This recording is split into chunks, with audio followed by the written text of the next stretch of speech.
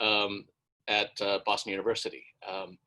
We had talked about the current situation that we're in, which prevents us all from being together. We've often had a reception and speaker on campus where we get together and have some a roasted goat and other foods. Obviously that's not possible. But we did think that given the situation, we could actually profit from our being online to talk to some people who are far enough away that they're hard to bring in for a single talk. So at Eric's suggestion, I reached out to Akosua Adomako Ampofo, who is a professor at the Institute of African Studies at the University of Ghana. She got her PhD in sociology from Vanderbilt University and is professor of African and Gender Studies and a dean in international programs. She has been the director of the Institute on African Studies. And she's also the president of the African Studies Association of Africa. There's been a lot of discussion in recent years about decolonizing African studies and the need for shifting the center from African studies from Europe and the United States more towards Africa. And this is one of the organizations that has really emerged as a key player in that. And as president, we were particularly interested to hear from Professor Ampofo and hear her perspectives. She has a number of publications, including an article from Expressions of Masculinity and Femininity in Husbands, Cares of Wives, Cancer in Accra, a book, Transatlantic Feminisms, Women's Studies and Gender Studies in Africa and the Diaspora, reviewing studies on Africa, Black Lives Matter, and envisioning the future of African studies. So I'm not going to take more time. I'm going to turn it over to our speaker and let her talk for however long she wants to go, 40 minutes, 45 minutes, and then leave some time for, although I guess that's dangerous to say to a professor, but, and then leave some time for discussion. I'm not sure how we'll do the discussion, whether we'll turn on people's ability to talk after that, but we'll at least certainly have chat. So if you have questions that come up while she's talking, you can put them in the chat and then she can address them at the end. We might feed them in. So I'll turn it over to you, Professor. Thank you for joining us today. So Professor Longman, thank you very much. And to Eric also for inviting me, and to everyone who's shown up this evening, and all the behind the scenes folks that have worked so hard, I'm sure, to bring this all together. I'm going to try and share my screen simply because I did put some slides together and I feel that you should see them because I've done them. So just give me a second to do that. Okay. There we go. There we go. Lovely. Okay, great. Okay, so this evening we are here to share thoughts on young African men living and performing Blackness in the diaspora. And I'd like to read a few words from one of the young men in the study. And so just bear with me whilst I read in a bit of detail. Sometimes the discussion about not being able to relate with them is other Black people, in this case in the United States, in a certain way doesn't mean not understanding or even, it doesn't mean not sympathizing, because we do sympathize with them, like when Black bodies are killed or things are happening in the Black community. But I don't have the experience of being a descendant of a former slave. So if someone uses the N-word on me, I know in my head that it's supposed to be offensive, but in my heart, it's not offensive because we grew up with the N-word as rap songs in Ghana. The bullet doesn't listen to your accent before it hits you. It hits you regardless, just on account of your skin. And so I think in some ways we have to modify our lives and our practices in order to exist within the community or live safely within the community. We take certain precautions just because we are aware of our positionality as Black young men. We are aware of that positionality and we act accordingly, even though we don't feel ourselves situated in a long history of tension.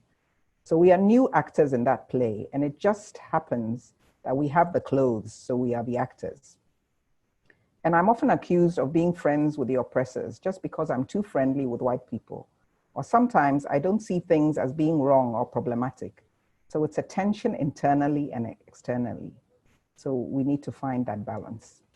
This is Elam from a conversation that we held in Philadelphia. And just to share my next slide. Okay, great. So Elam's statement above reflects the complexity of being a young Black man in the diaspora, who was not born in the diaspora, who understands, appreciates, and associates with that history intellectually and politically, but has a different lived experience. Being that young man has a set of meanings and implications that differ from the so-called native-born Black and the Black at home. Here's the quintessential Afropolitan, and we'll leave the discussion of the challenges with that term for another day. Suffice it to say that a relinking of the various diaspora locales in discussions about Africanness and Blackness is important. There's no time here to discuss the history of the bifurcation of Black and African studies on the continent and in the diaspora. We know that in the US, this was a deliberate effort, most prominent in the Herskovits efforts or dis-efforts within the ASA, if you like, sidelining of Du Bois and so forth. And Jean Allman did a great job of sharing that with us in her 2018 African Studies presidential lecture. And a number of people have talked about this, written about this before her. In the past few years, global racism, the Black Lives Matter movement, reparations, treatment of looted objects, and other recent events have afforded us new links in research and teaching between continental and global Africa. The quote-unquote Afropolitan generation, even when they do not physically move, they cross borders and they intermingle in global and predominantly Black African spaces. Tonight's talk is about feminist scholars researching contemporary African masculinities, looking at intersections of different strands of identity, namely gender, geopolitical fromness, as in where you're from, and race. Masculinities has become quite a sexy research area. And in order to get to the heart of the performance of masculinities, we need to recognize how men themselves understand their place within different social spaces, including shared male spaces. And what the quote that I gave at the beginning comes from Elam, who was at the time schooling in Philadelphia, and what he refers to as the brotherhood, and how that brotherhood responds within these masculine spaces. So employing focus group discussions with young African men who are or have been or moved to and from the diaspora, I'll explore some of the intersections of gender, geopolitical citizenship, fromness, what I refer to as fromness, as in where you're from, for want of a better word. You know that question, where are you really from? And race, in the ways in which men construct and deconstruct and navigate and live out their masculinities. And so I ask, how do images and imaginings of masculinities evolve and manifest in everyday life? And while I try to show how context matters, the men's narratives also reflect perspectives that are global, and therefore they provide an opportunity to understand the ways in which individual men's performances of masculinity are associated with widely shared ideas of manhood, brotherhood. The perspectives I share tonight come from a larger collaborative documentary film project between myself and two young filmmakers. We carried out focus group discussions in 9 major cities around the world. So Akosua Ampofo is a young filmmaker and joined me along the way, both in conceptualizing this project and in formulating questions and analyzing the data. She's also been behind the camera. Adomako is a lecturer at the National Film Institute here in Ghana, and she's also a PhD student at the Institute of African Studies, and is the director for that documentary, which hopefully will come out sometime next year. Since coming on board, Aseye has also made not only important technical, but also conceptual contributions to this project. So for the 3 of us as Black women, as African women, we're interested in showing how gender, masculinities in this case, fromness, in this case from continental Africa, and race intersect in the performance of masculinities among African descended peoples. As we are also committed to undermining patriarchy, understanding the ways in which men experience patriarchal norms themselves, either as beneficial or sometimes even as essential for their very survival, offers us prospects for discussing and composing alternative constructions of masculinities that might prevent some of the fears and resistances that come from a sense of losing ground, which we are often told, and I'll speak a little bit more about that, that because men feel that they are losing ground, this is the reason why they express certain kinds of masculinities that may be perceived and experienced as oppressive to women, to children, and sometimes to other men. In the rest of this talk, I'll first reference some of the literature on African masculinities, say something about how we went about our project, and then I'll conclude with a discussion of the ways in which the men in the focus group discussions link African/Blackness to one expectations of manhood with its contradictions, ambivalences, and their own struggles, and also their experiences of living out and navigating these expectations or not in the diaspora, essentially the UK, the US, and Canada, and Germany, if I'm able to make some of those comments. So some comments from what we can discern from the literature. Decades after feminist scholars first applied the lens of patriarchy to explain gender inequalities and wrestle with the consequences of the so-called patriarchal order, masculinity studies have moved from an emphasis on hegemonic masculinities, even dominant or ruling masculinities, to more nuanced constructions of men's gendered performances. Cornell had argued that at any point in time there's a dominant or hegemonic form of masculinity which gains the most from patriarchy and exists in relation to other forms of masculinity, thereby resulting in a complex array of interactions and performances at various levels. In other words, you've got a form of masculinity that is a dominant form, and that determines how other forms of masculinities and femininities operate, what they may and may not do, how they see themselves, how they express themselves. Later with Messerschmitt, Cornell offered a more nuanced description that acknowledged the ways in which men might simultaneously gain and lose from associating with so-called hegemonic forms of masculinity. Popular narratives about Black and brown men, especially from the perspective of the white mainstream media, are particularly devoid of the complexities of context. They are frequently problematized and caricatured, and the context for the accounts about Black and brown men are often boiled down to modern life with its stresses and temptations, resulting in analysis of violent, criminal, dangerous, shiftless predators or deadbeat fathers, or alternatively sexual studs and celebrity sportsmen and entertainers.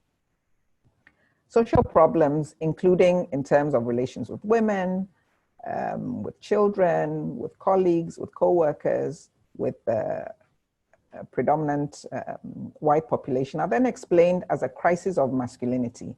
It's because these Black and brown men have these challenges in their lives. This is the reason why they respond in ways that are problematic for everybody else. And this is further associated with explanations about men viewing their manhood as threatened, Black men viewing their manhood as threatened, and with them they're responding by overcompensating with performances of oppressive masculinities. In this context, a so-called threat to Black masculinity has been used to explain everything from rape through domestic violence to mass shootings and suicides. And the media coverage of Black men in the diaspora presents us with images and narratives of Black men that are often very intentionally intended to provoke anger, disgust, fear, pain, curiosity. In these colonial contexts, the images and narratives are used to justifying approaching the Black man as dangerous. And of course, the ongoing tragedies across the US and also Europe and Canada this year, post George Floyd's murder, illustrate this very profoundly. We should note that the caricaturing and abuse and murder of Black women has, of course, not received the same kind of attention that it deserves. But today we're talking about African men in the diaspora. Alternatively, also, the Black male is frequently racialized and sexually fetishized. And African men, at least in these conversations, are frustrated with these caricatures. And as one participant in the study noted, and I quote, "I want to be more than just be like a Black male. It's like, don't boil me down to this one understanding of who a Black man is," and so many other things. The discourse that focuses specifically on how constructions of masculinity have been challenged and transformed within context of African history is not a new subject within Black studies generally, or African feminist and gender studies in particular. Rooted in centuries of colonial encounters and slavery, the Black male is frequently racially and sexually objectified and fetishized for a white imaginary. Scholars who also work on former slavery and apartheid contexts have paid particular attention to the emasculation and infantilization of men that has occurred as their ability to provide and work for their families was denied them, and as women often became the main providers. African feminist scholars have long examined men's gendered performances and how these are associated with and impact gendered relations in women's lives. This is not a new area of scholarship. For example, they have theorized about changing gender relations in the areas of work, the division of labor, family systems, women's health, sexualities, women's leadership, to name but a few. A growing body of work has paid significant attention to the more diverse forms of masculinities that exist, such as marginal masculinities. And this body of work problematizes any notion of an unambiguous male hegemony. And the work of Cornell and Messerschmitt is important here, as well as Copano, Rattel, Robert Morrell, and Smith. African feminists also point out how empirical work focusing on the concept of hegemonic masculinity stripped women of agency and explained women's status and conditions from a very limited perspective of men's control. A very early work by Christine Opong, even though it wasn't constructed within this masculinity discourse, has been very important in unpacking some of that.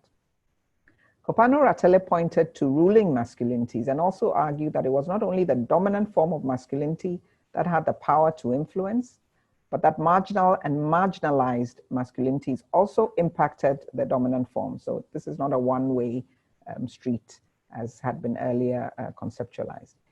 Ratele also argues against the notion that subordinated masculinities are necessarily more egalitarian, and he writes here about masculinities within gay communities. African-centered, and especially African feminist scholars' perspectives, also insist on analyses of the impact of slavery, colonialism, and current global economic processes on the creation, or at least the support of masculinities that perpetuate fictions of men as sole or major providers. The work of Akosua, Ekejuba, Tichwa Menu, Elaine Salu are very important here. A 2008 edited volume by Tammy Schaefer et al. Is one of the early collections that brings together feminist work and male masculinity scholars who together argue that the experiences and perspectives of boys and men should be included in all research and intervention work studying gender equality and transformation. Many of these studies look at the ways in which young men's practices hold contradictory consequences for women and men, and as old notions of masculinity and male privilege are challenged and destabilized, the new contexts and understandings that one should pay attention to. While some men seek more nuanced and even, quote unquote, feminine expressions of manhood, others hold on to more familiar roots. Andor Arthur et al. Write about the, quote, breach of patriarchal norms and its consequences, sometimes liberating, other times bringing on a lot of psychological and physical stress. Several themes remain significant: issues of accomplishment and success and failure, building reputation, economic and sexual control, mental health and survival, but we will not have time to address them here.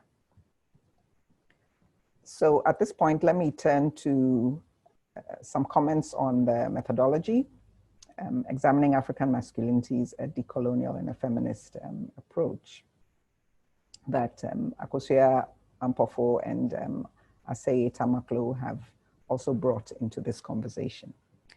The method for this study was focus group discussions and some individual interviews, more details shortly. So this study foregrounds a decolonial and intersectional approach to exploring young African men's masculinities. And in tracing the conceptual maps with the discussion partners, we deliberately seek to disrupt Eurocentric, homogenized notions of gender, class, race, and the framing of the issues around young African men's experiences, including drawing out perspectives on the place of colonialism, the post-colonial state, and neoliberal capitalism. The specific questions posed, how they were posed, and the analytical approaches to the data also consciously seek to destabilize or at least avoid Eurocentric assumptions about experiences.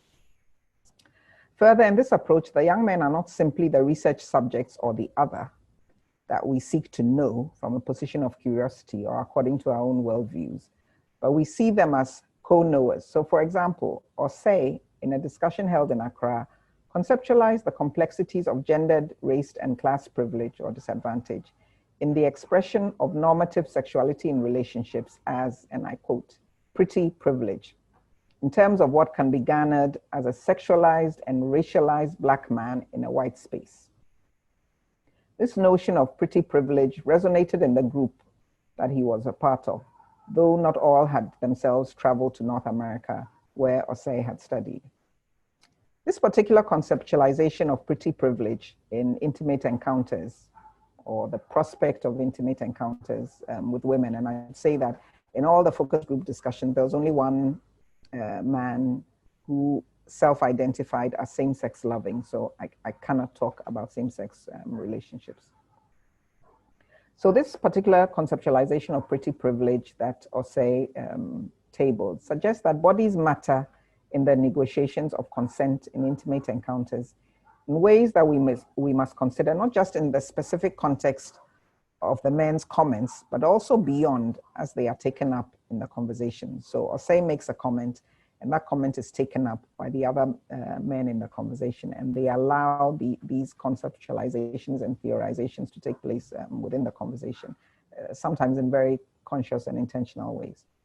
Another example, in discussing restrictions on men's abilities to express vulnerability and pain, another man conceptualized this for the group he was in Nairobi, when he explained that you can, quote, weep but not wail, which in turn was followed by a discussion of the differences between weeping and wailing for men.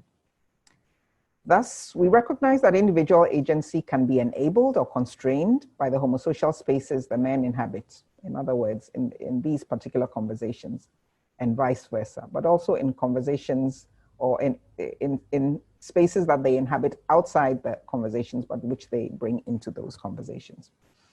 In those spaces, as they are constructed, and the ways in which the men operate in them, very particular ways of performing masculinity surface. So without discounting the individual attributes or individual responsibilities of men in our social world, the role of the brotherhood, as Elom, who I quoted at length at the beginning, as Elom explained recently, is located beyond the individual and is powerful. So in the ways in which the conversations were set up, the young men questioned each other, me, as I asked questions, and they also suggested alternative or additional questions or ways of observing things, and theorized, as I said earlier, about the way things are and the way that things should be. As feminist scholars who recognize that patriarchy exists, we do not assume a postmodern stance towards masculinities or male privilege. And while we cannot discount the fact that men as researchers would not have had the same discussions with these young men, or probably not have elicited the same responses as we did, I'm of the view that the presentations and the conversations present a certain authenticity and realness and legitimacy as the men conversed with each other and with mostly me that I think are particularly significant. So between June 2018 and January 2020, we held and filmed focus group discussions. And when I say we, this is Akosua, Ampofo, and myself. We held and filmed group discussions with men in Accra, in Dortmund and Düsseldorf, that was without Akosua, in Kampala, in Pretoria, two groups in Nairobi, one in urban Nairobi, one in a suburb, or what has been referred to as a slum in Nairobi, called Matare. In Oshawa, Canada, this was also without Akosua. In Philadelphia, that group consisted only of Ghanaians, and in London. We also had held interviews with a couple of individual men, one of them a father of one of the men in one of the focus group discussions, a psychiatrist, and the head of a civil society organization, an environmental group in Matare, Nairobi, where we held one of the focus groups. In each of the cities except for Accra, I found someone to organize the focus group discussions for me and for us. And each used a different selection method. I'll not go into that, but if there are people who are interested in methodology, we can talk about that in the Q&A. In each case, I sent a summary of the issues to be discussed, as well as a consent form to the local facilitator. And then he or she then shared these with prospective participants, indicated a date, time, and venue for the discussion. And at the start of each discussion, after I had outlined in greater detail what we would be talking about, and after I had explained that I intended to produce a documentary, each participant had the opportunity to sign a consent form and to drop out if they were no longer interested. After the discussions were transcribed, we sent these to participants who then had another chance to decline to be included or to ask for certain aspects to be left out. So far, we've only had a response, or I have only had a response from one person in Oshawa who did not want to be included.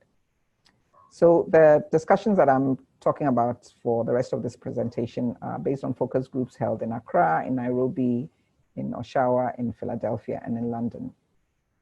While Pretoria is not the diaspora, due to its apartheid history and racialized context, I include some of the comments from that group. Each group was relatively homogeneous. Many of them were basically students or had recently graduated. The totality of participants was, however, more diverse. Undergraduates, recent graduates, graduate students, members of this environmental activist group in Matare. They ranged in age from 18 mainly to early 30s, but there was one person who was 42. The mean age was 23.8. 4 of them were married. In the discussions that follow, their real names are used with their permission.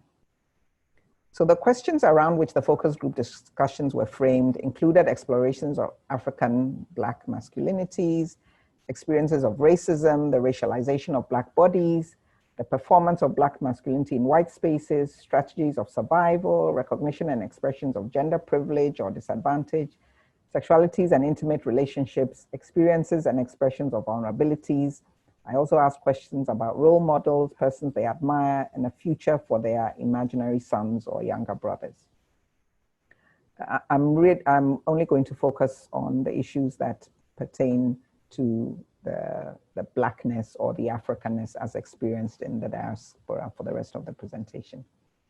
So let me start by saying a few things about what it means to them to be a man, their expectations, their struggles, their resistances, and what they think is important for other people in terms of expectations from family, from friends, and significant others. The men discuss expected and accepted expressions of manhood, particularly in relation to women. So these heterosexual relationships are very much centered in, even without prompting, in their discussions of their masculinity. Themes of leadership, provisioning, responsibility, bravery, marriage, and family loom large, while at the same time, the men discuss challenges in living out these expectations in today's socioeconomic context. They also discuss extensively matters arising out of their own understandings of masculinity that are associated with notions and expectations of being a provider and protector. The implications of this when work is hard to come by, and expectations for being a quote-unquote good husband that some currently see as being out of their reach. They illuminate how young men recognize society's expectations of them and explain their responses, some conforming and others resisting. Mostly emerging as a subtext or as peripheral to real issues, some also recognize, acknowledge, and express their own vulnerabilities and explain how they respond to and cope with these. A few of the men acknowledge the loneliness of not really having safe spaces where they can be vulnerable. What they do have, sports, bars, even church and male friendships, is not always enough. So basically, and I quote here, a man must do extraordinary things so that you can shift from being a boy to being called a man, unquote. This came from a conversation in Kampala, which I don't really center in today's presentation. And so while it is kind of risky to be a man, they say, that is what you must endure. And if you really want to prove to society that you are now a man, you need to endure the pains and sufferings so that you can accomplish these goals. But mostly a man must be a provider. And so he must have a job, earn enough of an income to look after a wife, children, parents, and in-laws. And even though the men recognize, some of the men recognize that this is a bit of a fiction, this fiction is so real, it's so socially constructed as a reality that it's hard to shed off. And so young men who are not yet employed because they are in training should even show that they have the potential to be providers. So it's about having a job and the kind of job you have and the potential to have a job. I quote here from Nanose, 22 at the time in Philadelphia. I think that it's a big thing. Like from Ghana, I think your parents expect you to, I mean, most parents expect you to grow up, learn, finish school, get a 9-to-5, a study job. I think that's one thing that is big and defined in the Black man. He's not a man, he can't provide, he doesn't have a steady job. In Ghana, everything is like, now say you have to get a job, or say you have to get a job. That is how you do it. It's all about finishing school, get a job, and you are done. Ayo in Oshawa says, yeah, I know for a fact that like when in most Black households or Black mega households, you can be three things: a doctor, a lawyer, and an engineer. So there's really like no freedom. You can't specialize in anything else. Unemployment, while a reality, is not an option for young men. Daughters might stay at home while job hunting, but men shouldn't be job hunting. They should have a job. Asusu, 22 at the time, studying in North America, explained in the Ghana Focus Group discussion, and I quote, I know a few people going through that stress of having nothing. They've talked to me about it, so I've heard it from them. And when you're unemployed, it means everything in your life is at a standstill. You can't get into a relationship. And most people want to marry at some point, but if you're in that long period of unemployment, it pushes everything back. So if you get a job at 30, it means the marriage, the earliest it's going to come is 33, 35. So it has pushed everything back. Your kids too, pushed back. That's part of the problem. It's like your life is going away. Women don't have that same problem because if a woman is unemployed, someone can still marry her. She's marryable. An unemployed man is not marriage material. If you're being honest, you can sugarcoat it all you want. An unemployed man is not marryable. The pressures for men are even further impacted in a racialized society like South Africa, where Black people are the demographic majority. And I quote here from the Pretoria Focus Group, Lubalu, who is a 28-year-old graduate student. He says, with unemployment, you lose your status as a man. And I think that is what has caused a lot of tensions in South Africa, for instance, because you find Black men standing outside by the road, unemployed, and begging cars that are passing by. And women are seizing opportunities for social mobility. Osei, age 23, who participated in the Accra study and who studied in North America, laments that even among feminist women, Black or white, once a relationship transitions from platonic to romantic, women discard their declared equality expectations and revert to what we might see as patriarchal norms. And I quote him, I feel like as per my experiences, if it's on a platonic level, the women who espouse feminist ideals, they pretty much stick to them.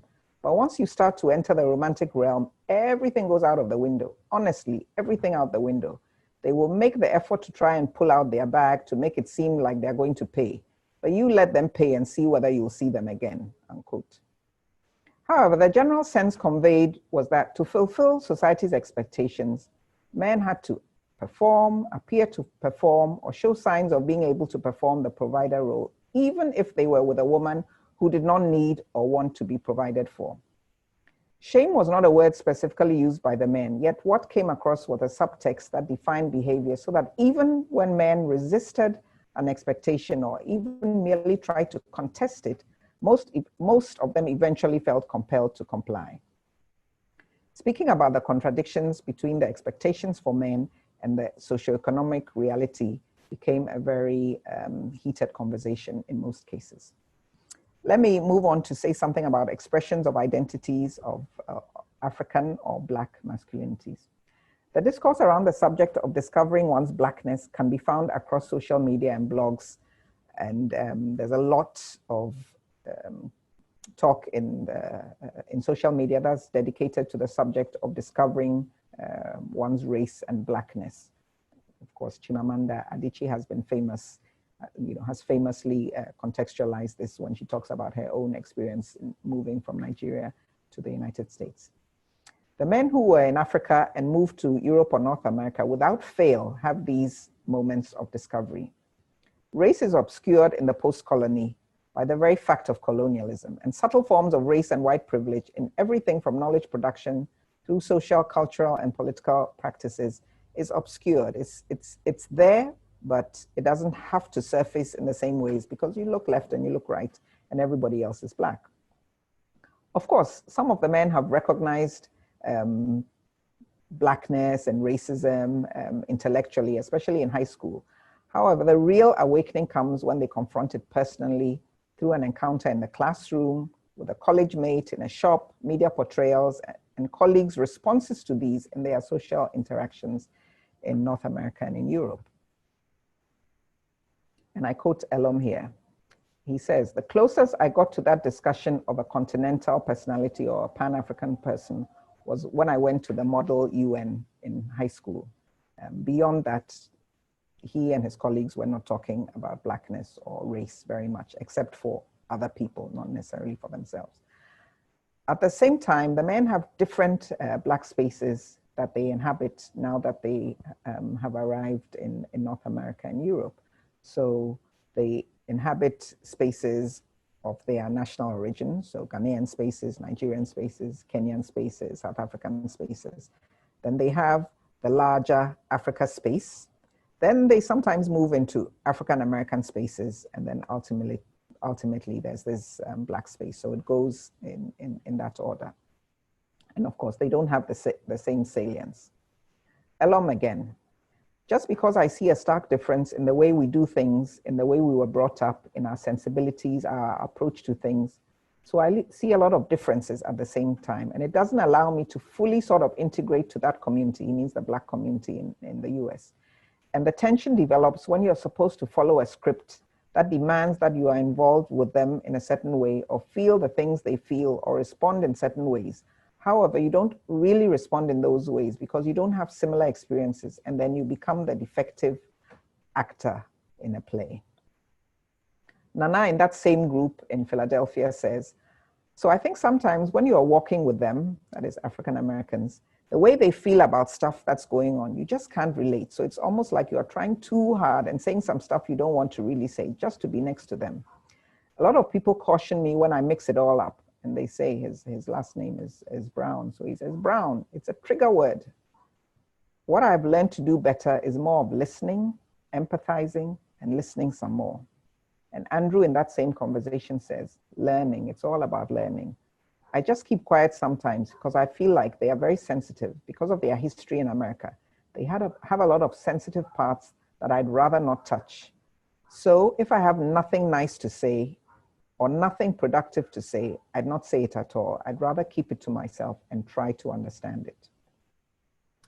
A few words on community, right? So there are these layers of Blackness, and they are trying to learn not only intellectually the history, of course they appreciate that, but they're also trying to learn to empathize and to be with Black people who've had different experiences. So there's church, but for church, pretty much they go to African churches. And then there are the parties. So Nana says, and this was again from the Philadelphia focus group discussions, "The music we listen to in Ghana, hip hop and stuff, we listen to that in Ghana. That's what they play in these African American parties, right? And even some of them are actually moving towards playing the African Davido, Wizkid music, right? So that's something we both kind of like relate to, the kind of music we listen to. So that's why you will most likely find us at an African-American party rather than at a white party. Ikena in London says, it's all about hanging out with Africans and other Black people because, quote, it's easier to compute. And so he then goes into an explanation about the ways in which you need to translate all the time when you're dealing with white people and how burdensome and exhausting that becomes. And so his priority in order to stay sane and safe is to hang out with Black people because it's easier to compete. At the end of the day, however, and I'm quoting Elon again here, like before you're anything, you're a Black man, you know? So they do recognize that in their diaspora, it boils down to Blackness in terms of the way they are received by society. Quoting Elon, going into a job even, you're a Black man. Going into certain spaces, be conscious, you're a Black man. You can, it's really cold. You want to put on your hoodie and enter the pharmacy.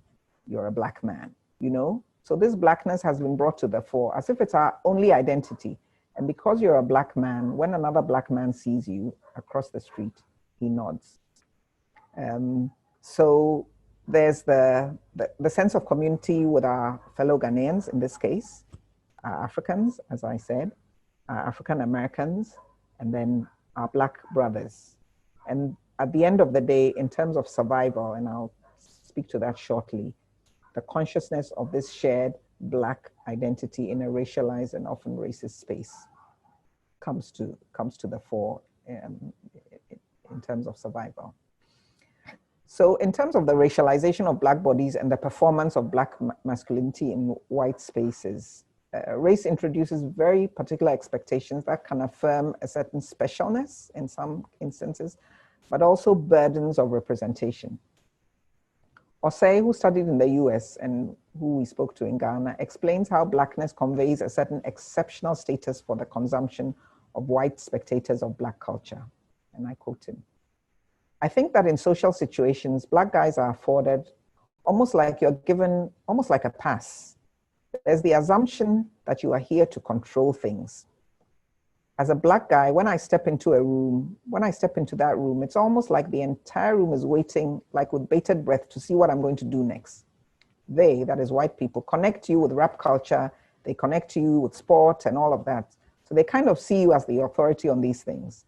They want you to act, so they follow because they are spectators of this culture. The white people are pretty much just consumers. I guess my masculinity on top of that puts me right ahead for them to be like, oh, okay, if we're going to a party, I want this guy to play the music. They don't know me from anywhere. They don't know who I am, but just because I'm a Black dude who has chosen to be in this space, then it must be that I know something. I'm a level ahead, yeah? And I've never seen them afford that sort of privilege to a Black woman. So when you are in a safe space with your class peers, a party, at a college where Black people are the minority, then you are offered this kind of privilege and recognition. Kojo, who's a first generation young man in London, explains how in a racialized society, Black men, like Black women, are race representatives and the performance burden this brings. And I quote him, if I go out, I'm not just representing me, I'm representing all of you at the same time. It's a burden to carry because you can't live as yourself, you know? If I'm out somewhere and I meet somebody who's not Black, I'll have an impact on them and how they view Black people. I have to be very aware of how I represent all of us, and that's something we all have to do. Most of us do live with this idea that you're not just representing yourself, you're representing Black. Tama, whom we spoke to in Nairobi and was studying in Canada, says, and I quote, so as a Black man, there's the line of thought that you're either viewed as a prize or a threat. And so there are certain expectations that also come with being a Black man in that setting that is heavily influenced by the idea of a Black person from America. And he talks about how he then has to carry that into African spaces in Kenya, where they also then have expectations of how he will perform his masculinity. I continue quoting him. In the same way, certain things are expected of me here in terms of being a man. There are certain expectations of me. The whole hip hop thing is a big thing. You should be able to dance, you should be tall, athletic, muscular, all these things which are typically associated with Black American tall men. These things fall on my shoulders and influence the way in which people view me as far as relationships go. Just a few more and I'll be concluding. So this idea of recognizing gender privilege and or disadvantage is surfaced in some of the conversations in the ways in which these African men, and sometimes even more in their experience than Black American men, Black Canadian men, Black British men, this notion of the super stud. And it really translates into expectations that women have of them in relationships, both Black women and white women. So they are the superstar, they are the cool guy that women want to be with. So they talk about navigating these different intimate relationships with white women and with Black women.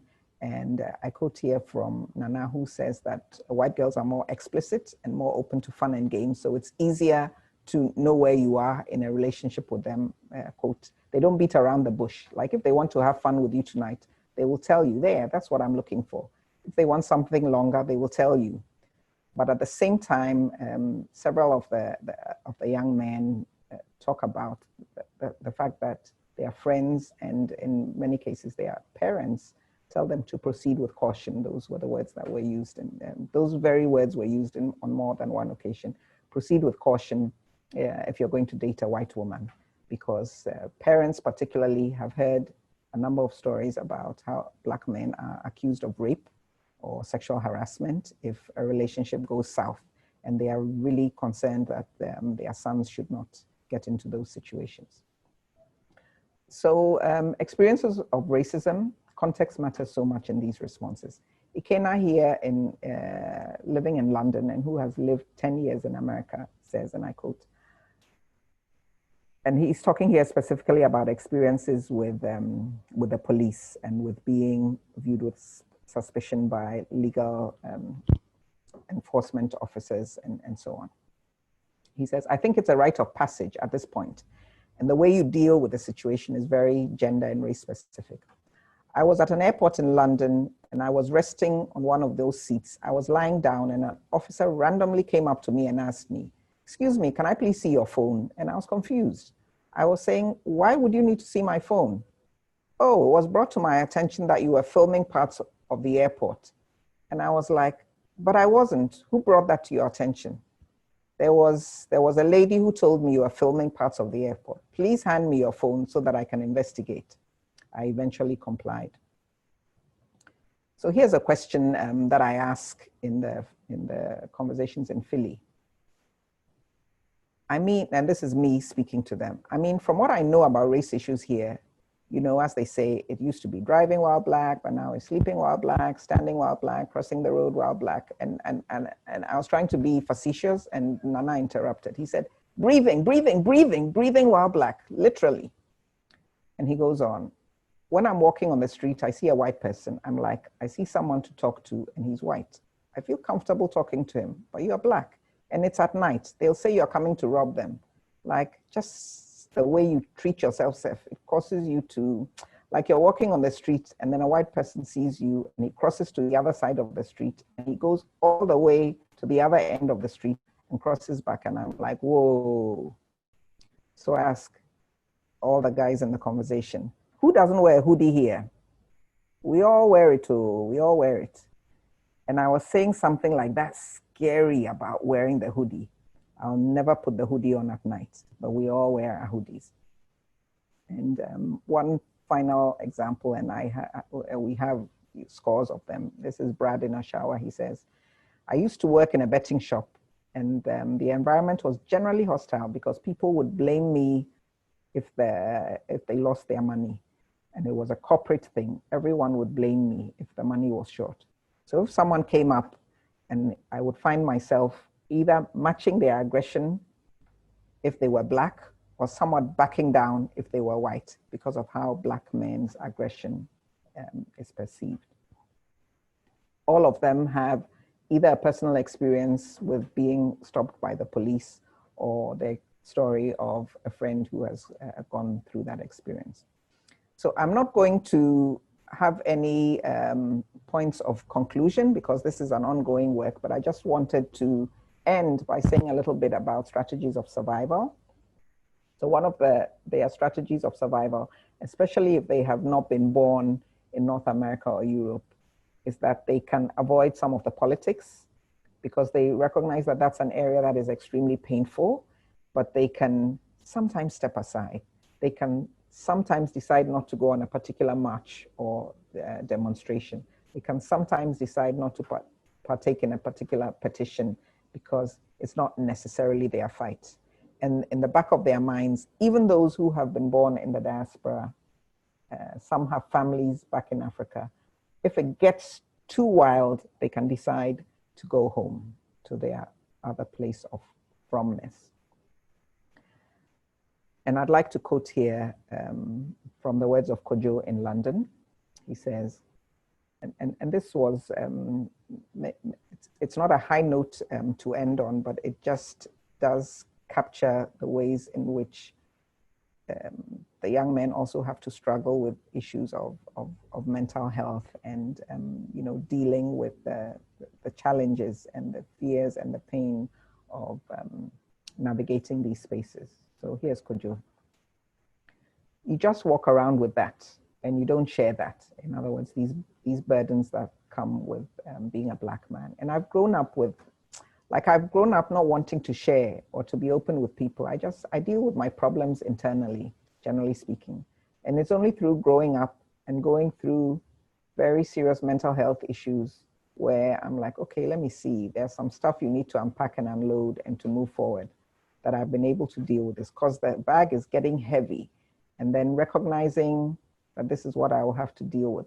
Man, who knows what it's going to look like. And maybe to end on a bit of a high note, even though Kojo in that conversation expressed his struggles, he did say that he has these conversations with his younger brother where he encourages his younger brother to open up and to talk about his struggles as a young Black person, a teenager in London, racial issues, gender issues, issues of identity and locating himself back with Ghana or not. And he thinks that his younger brother is going to have a stronger sense of self-worth and not have to be, he hopes that his younger brother is not going to have to deal with the mental health pressures that he himself has had to go through. And Kojo himself is in his mid-20s. So let me end there. I would be very appreciative of comments on how to take this forward, particularly in terms of the analysis. We are not hoping to do very much more by way of actual interviews, except perhaps one. My young woman who carries the camera has wisely said that we need to put a full stop at the fieldwork at some point. Thank you very much. Thank you very much. Thank you. That was very, very interesting. I'm not sure if people can speak, but if you have questions, you can type them into the chat. We have a few things that people have already put in. People are hoping that they can see the slides that you were going to present later. Oh, goodness. Yes, there's not too much on the slides.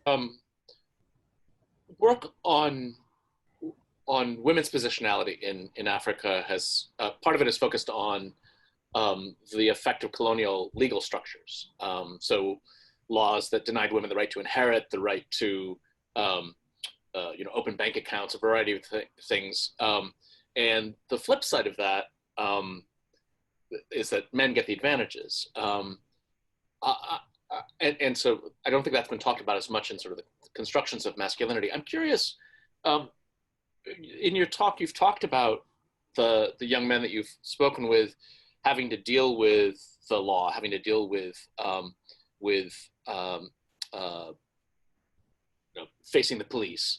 But I'm wondering if there are laws themselves, legal structures that shape their masculinity.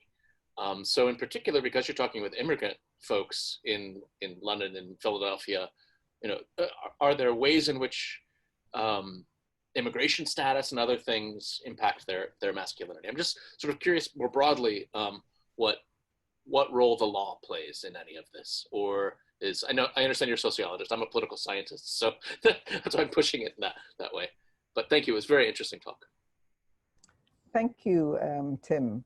I can't speak to that directly because without exception, I believe the men were either speaking of experiences when they had been legal, mainly as students, or were currently still in North America and Europe and were legal, and a few of them were actually citizens, even though they didn't, they had not lived most of their lives necessarily in Europe or North America, except for the group in London. Some of those had been born and raised in the UK. But what I can say subsequently is, and it's very much related to COVID has come, people have lost their jobs, and then the immigration laws in the US about who can stay to work, the kinds of visas that you could be on as a student after you had graduated to be an intern and so on, had become much more difficult. So a few of the men have had to come home. Some had jobs which they then lost because of circumstances in the workplace, but some lost those jobs because they could no longer, in this particular instance that I'm thinking of, stay in the US legally.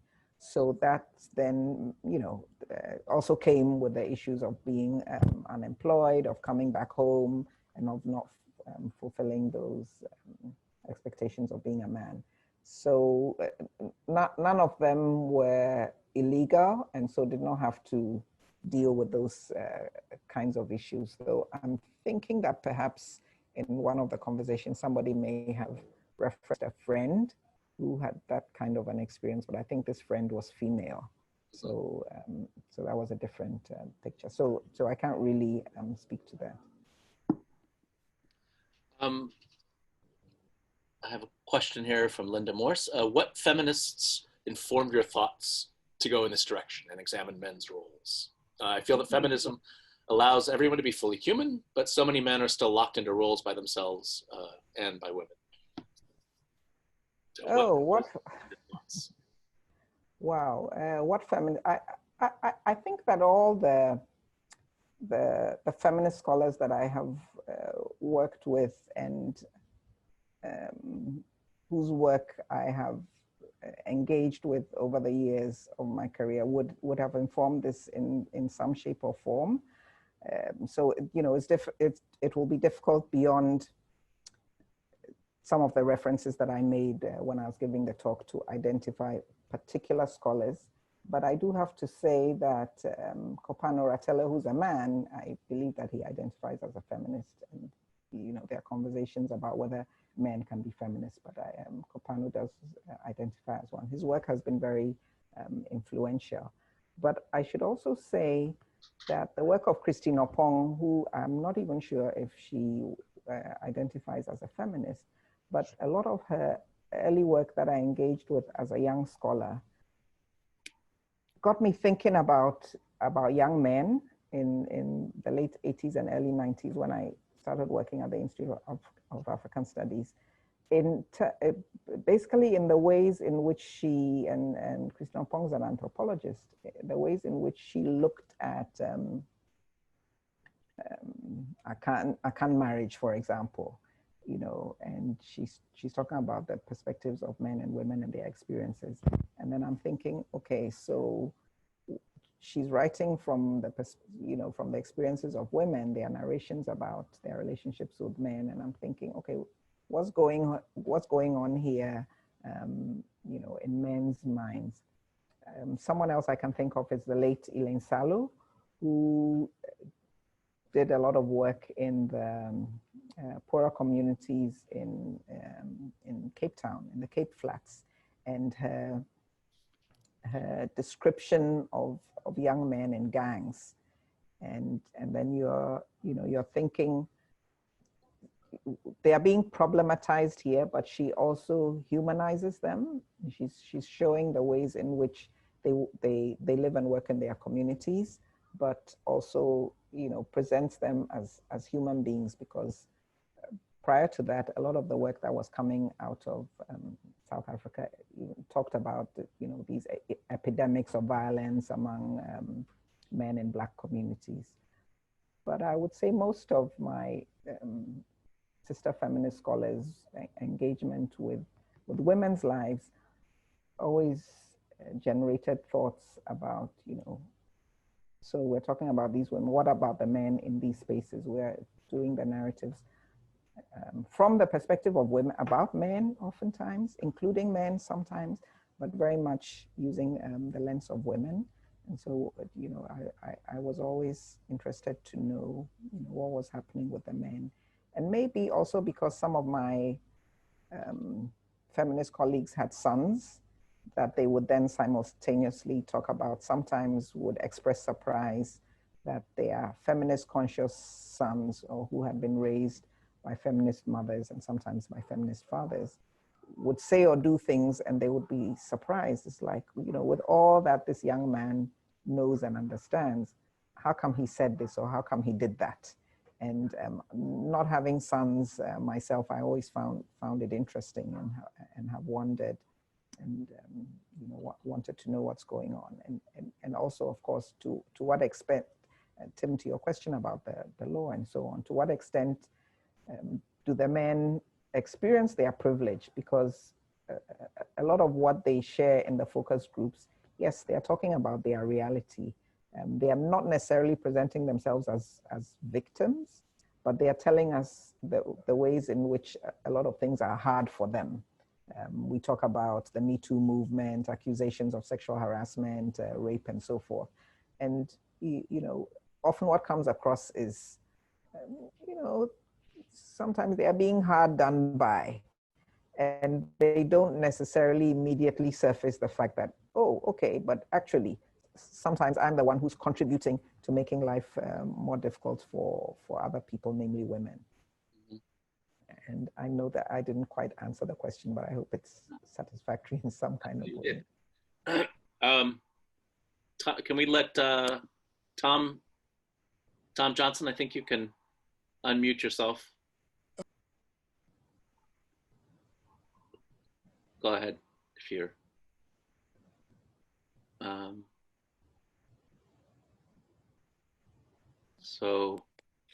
Can you hear me now? Yeah, if you can be really brief, because we're going to end at 5. So. Okay, I'll just read what I posted as a question.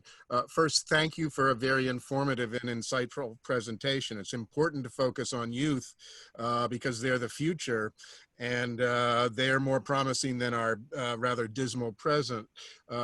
My comments about Melville Herskovits mentioned in the introduction, his conflict with Dr. Du Bois over the Encyclopedia Africana is well known among Africanists.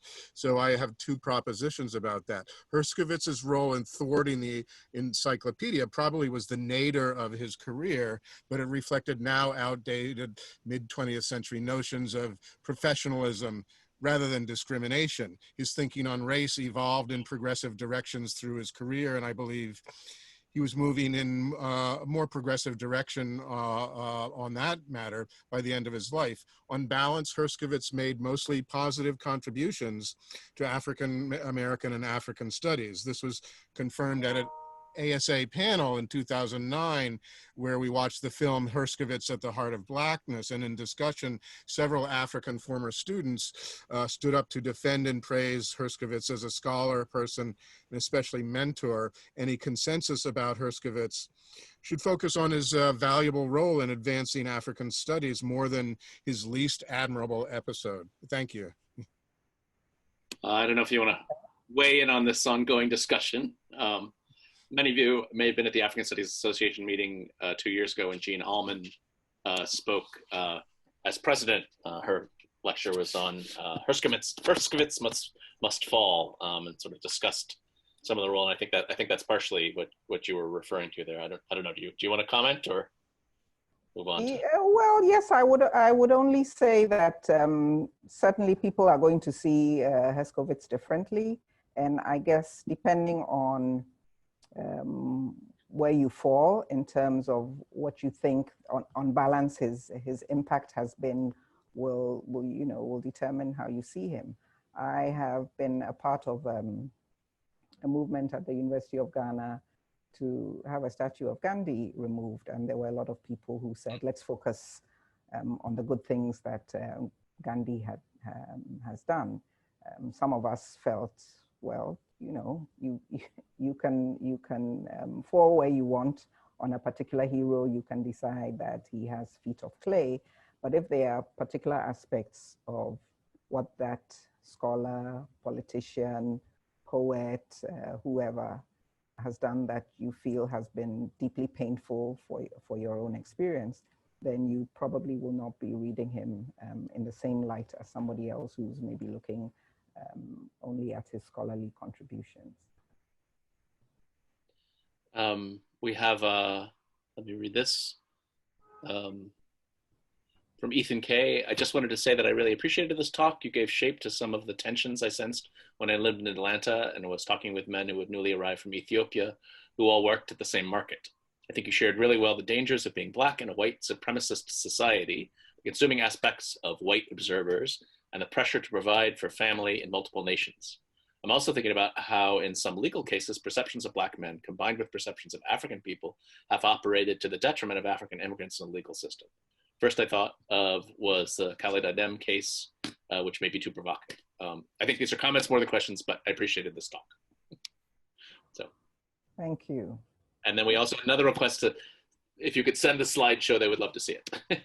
So. Okay, there's not very much in it. I'll send it to you, Tim, if that's sure. Okay, I'm sorry, my technical competencies of juggling, multiple sites are not that savvy.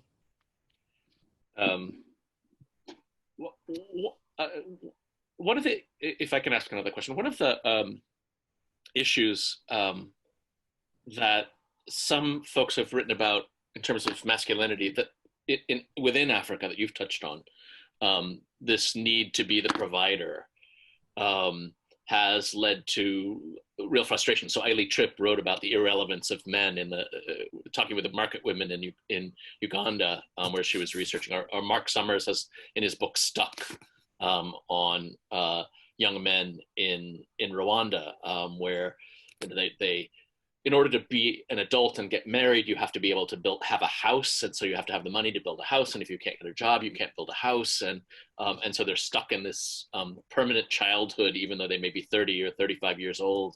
And there's this sort of frustration that if you can't live up to the expectations of being a man, providing for your family, getting a job, building a house, that your your masculinity is questioned, you're emasculated in some way.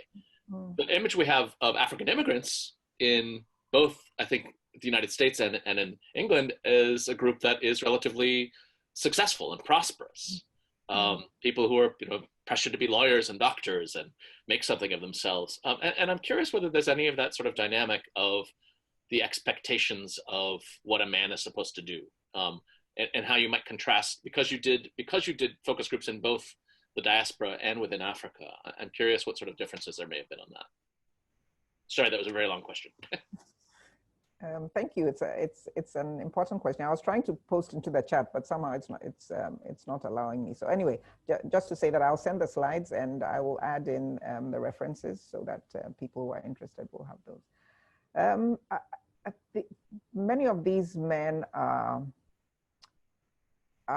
middle class and privileged to the extent that at least they have sat on a plane, gone to the US, Canada, America, or have been born there and their parents did. So there's the immigrant expectation that you must excel, which parents back in Africa also have. If their son is able to go to university, they also have that expectation that you will excel. They don't give very much room to maneuver in terms of how you should excel and how you should succeed. So as one of them said, it's lawyer, doctor, engineer, or it's a 9-to-5 job, so I'm doing a little bit of this and a little bit of that is not great. And they expect to, you've graduated. Okay, if we hear you're on Wall Street, great. Or you've got this job, that's wonderful. But there need to be signs that you're walking into something. And maybe it's because of the generation that they are.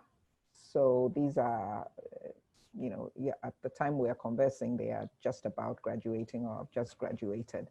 They really are feeling this pressure of expectation, and because they traverse these spaces. So even if there's any sense that they might stay in the global north, they are going to be expected to provide. If they come from wealthy families, maybe not so. If they come from not so wealthy families, then you're going to have to be sending money back. And we want to see we want to see the evidence of your making it. I mean, even if you got a scholarship or an almost full scholarship to study, families made investments, right? They paid your air ticket, they probably paid for your books, they did other things, they invested, and they not only want to have returns on their investment, but they want to take pride in being able to say, my son has achieved this. So this is very important, this. And as I said, I don't recollect that anybody used the word shame. I was going through the transcripts today to see if I could find the word shame. I couldn't find it, but certainly there was the shame was underlying somewhere, right? The idea that if I don't make it, then my family will not be proud of me. They will not be able to hold me up as this example of a son who has made it. And men must make it. They don't go to school to just go and marry a beautiful woman. They go to school to get a good job and to be able to show that they are making it in that world. They are living the American dream, if you like. There's no option not to do that. And so one of the things that we found was really this deep feeling of pressure to perform, to make it, to appear to be able to give the sense to others who are watching you that you can take care of people.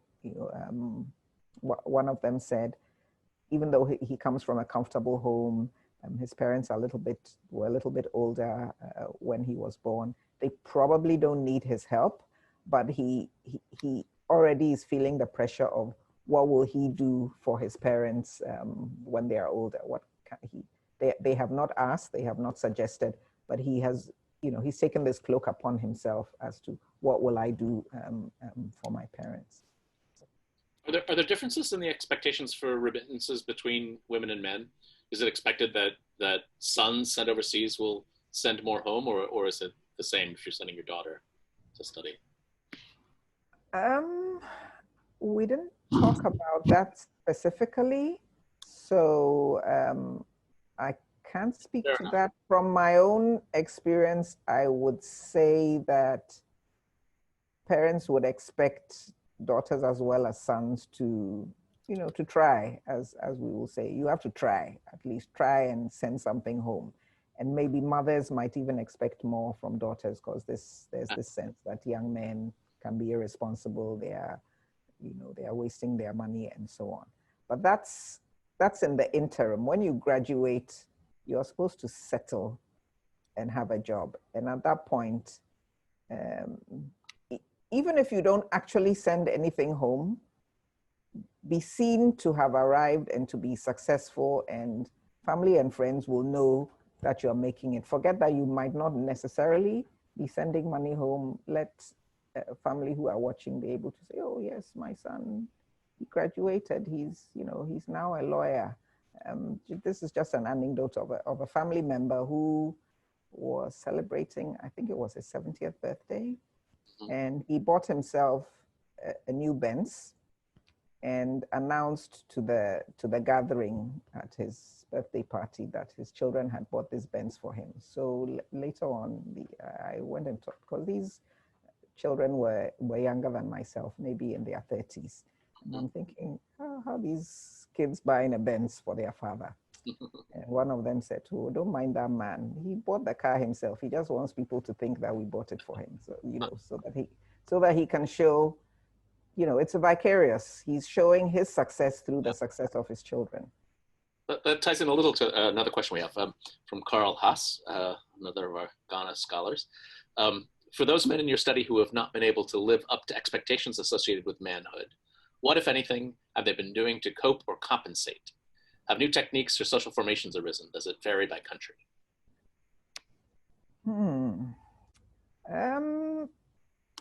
I don't think that any of them confessed to not living up to social expectations per se. But how do they cope with the stress of it? So they have their boys. They hang out, they do the clubs, they do the football together, they drink together, they lament a little bit, but not too much, as they said. And I'm not a psychologist, I'm not a psychiatrist. This is why we also interviewed a psychiatrist. I suspect that they're going through, some of them, some serious mental health issues because of these expectations that they cannot live up to. Of course, none of them claimed to be violent or abusive, but from some of the comments, you might intimate that they are following that script of threatened masculinity and playing it out elsewhere. And some of them did say that they needed safe spaces where they could be vulnerable. They found that they were not given permission to be vulnerable. Did we find differences? I think that the young men in Matare, the quote unquote slum in Nairobi, were probably coping better, or appeared, at least they didn't really talk about vulnerabilities. And maybe because they have learned to hustle at an early age, I don't know. We didn't ask them specifically, but your question elicits, me to think about that. They, I think because they've probably been fending more for themselves at an early age, they've managed to navigate that challenging space earlier, and maybe because they live in communities where everybody's hustling, we're all hustling together. The issue of vulnerability came out quite strongly in the other group in Kenya, the Nairobi urban group. And they also linked it a lot to political tensions and the ways in which, Smith writes about this in Nigeria, the ways in which being an appropriate man is no longer only about, providing and being kind and generous and wise and, that kind of family elder. It's also about how much political clout you can garner. Which is about money, which may not necessarily be gotten through moral means. So, at first, if your money was ill-gotten, people would be like, oh, this man. But now, in some instances, that no longer matters. And so, for young men who don't want to travel that road, it's like, okay, I really am feeling a lot of pressure to either join that bandwagon where I'm joining the political class who, may be engaged in activities that I don't approve of, or even if I don't join them, I need the system of patronage, and I'm not willing to travel that road. And so, what is my alternative if I'm going to be unemployed for a year, for 2 years? What do I do next? And maybe, and this was, Nairobi was, I think in 2018. So it's not, I've just been imagining post-COVID, if we had those conversations again, what might we find?